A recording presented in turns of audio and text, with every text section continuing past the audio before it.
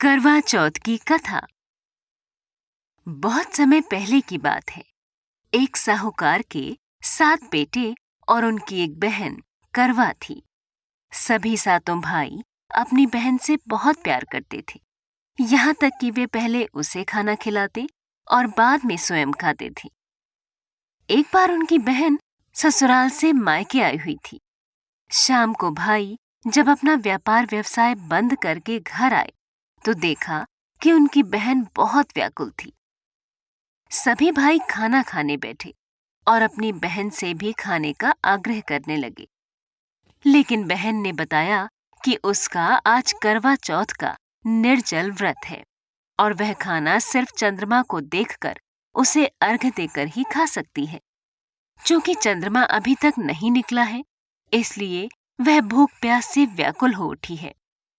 सबसे छोटे भाई से अपनी बहन की हालत देखी नहीं जाती और वह दूर पीपल के पेड़ पर एक दीपक जलाकर चलने की ओट में रख देता है। दूर से देखने पर ऐसा प्रतीत होता है कि जैसे चतुर्थी का चांद उदित हो रहा हो। इसके बाद भाई अपनी बहन को बताता है कि चांद निकल आया है, तुम उसे अर्घ्य देने के बाद भोजन कर सकती हो।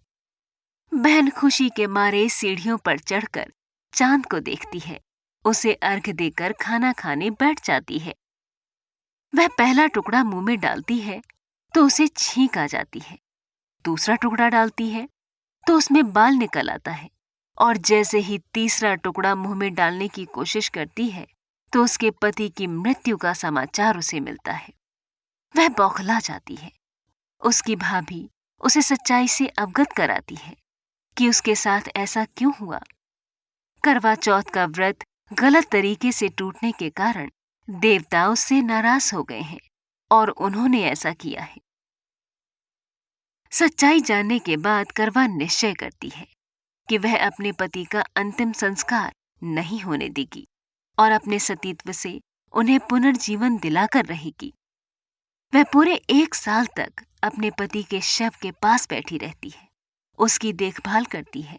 उसके ऊपर उगने वाली सुईनुमा घास को वह एकत्रित करती जाती है। 1 साल बाद फिर करवा चौथ का दिन आता है। उसकी सभी भाभियां करवा चौथ का व्रत रखती हैं।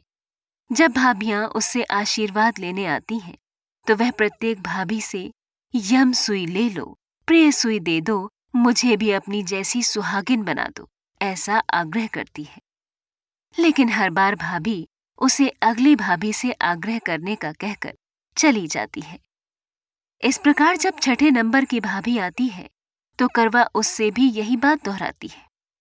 ये भाभी उसे बताती है कि चूंकि सबसे छोटे भाई की वजह से उसका व्रत टूटा था, अतः उसकी पत्नी में ही शक्ति है कि वह तुम्हारे पति को दोबारा जीवित कर सकती है। इसलिए जब वह आए तो तुम उसे पकड़ लेना और जब तक वह तुम्हारे पति को जिंदा न कर दे उसे नहीं छोड़ना। ऐसा कहकर वह चली जाती है। सबसे अंत में छोटी भाभी आती है। करवा उनसे भी सुहागिन बनने का आग्रह करती है, लेकिन वह टाल मटोली करने लगती है। इसे देख करवा उन्हें जोर से पकड़ लेती है और अपने सुहाग को जिंदा करने के लिए कहती है। भाभी उससे छुड़ाने के लिए नोचती है, खसूटती है, लेकिन करवा नहीं छोड़ती है। अंत में उसकी तपस्या को देखकर भाभी पसीज जाती है और अपनी छोटी अंगुली को चीरकर उसमें से अमृत उसके पति के मुंह में डाल देती है। करवा का पति तुरंत श्री गणेश कहता हुआ उठ बैठता है। इस प्रकार प्रभु कृपा से उसकी छोटी भाभी के माध्यम से करवा को अपना सुहाग वापस मिल जाता है।